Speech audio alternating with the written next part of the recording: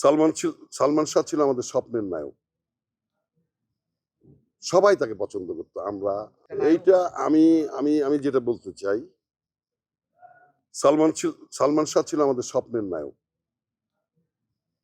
সবাই তাকে পছন্দ করতো। আমাদের মারা ছবি দেখতো, বাবারা ছবি দেখতো, তার ইয়াং জেনারেশন তখনকার যারা ছিল তাদের তো একদমই মুগ্ধ ছিল তার প্রতি। ওদের স্বপ্ন পূরণে পাশে থাকতে পেরে আমরা গর্বিত। সে অকালে তার মৃত্যু হয়েছে। এটা আমাদের ইন্ডাস্ট্রির জন্য বিশাল এক ক্ষতির বিষয়। এটা অস্বীকার করার কোনো জায়গা নেই। আজকে শাকিব খান আছে, সালমান শাহ যদি বেঁচে থাকতো তাহলে সাথে সালমান শাহ যোগ হতো।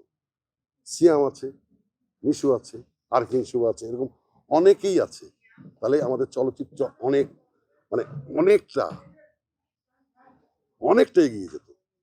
মানে ভাবাই যায় না, এই দুরবস্থা থাকতোই না।